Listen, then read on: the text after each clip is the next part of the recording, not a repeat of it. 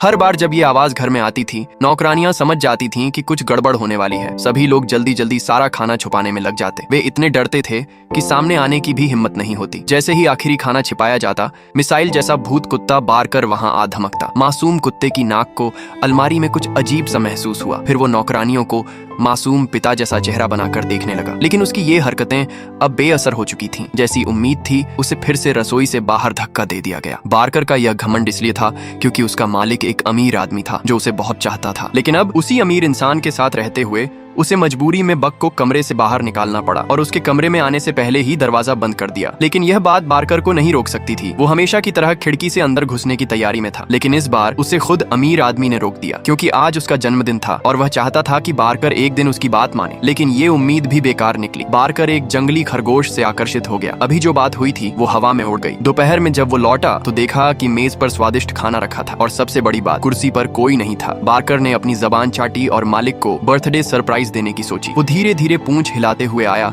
और सबके साथ तस्वीरें खिंचवाने लगा और मुंह में रखा चिकन लेग देखकर सब समझ गए कुछ तो गड़बड़ है। जैसा कि अंदेशा था, टेबल की इज्जत बारकर ने फिर से लूट ली थी। अमीर आदमी का चेहरा क्रोध से भर गया। शुक्र है कुत्ते के पास अभी भी एक चिकन लेग था और उसने उसे भी खा लिया। लेकिन उसने कभी नहीं सोचा था कि ये उसकी विदाई बन जाएगी। आधी रात को अमीर आदमी बारकर के पास आया और उसे खाने का लालच दिया। बारकर को लगा वो मजाक कर रहा है। थोड़ा सा हिचका, बक झट से पिंजरे में कूद गया और तभी उसे एक पिंजरे में बंद कर दिया गया। अब बारकर क्या कर सकता था? उसे पता चला कि उसका मालिक उसे किसी कुत्तों की मंडी में बेच आया है। अंत में जब वो दूर होते किले की तरफ देख रहा था, तभी बारकर को पछतावा हुआ। लेकिन अब पछताने से क्या फायदा? उसके बाद बारकर को कैदियों की तरह एक जगह से दूसरी जगह ले जाया गया। जब उसकी आंखें फिर से खुली तो उसने देखा चारों तरफ बर्फ ही बर्फ थी। दक्षिण का यह कुत्ता पहली बार बर्फ देख रहा था। लेकिन उसे क्या पता था, अगले ही पल उसे कुत्तों के पिंजरे में फेंक दिया जाएगा और कोई भी उसे अपना सकता था। शुक्र है बारकर की हालत अच्छी थी। उसे एक काले लड़के ने ले लिया। यहीं से बारकर को अपना दूसरा मालिक मिला। उसे क्या पता था कि बाद में यही बारकर उन्हें कई बार जान बचाएगा। दौड़ते वक्त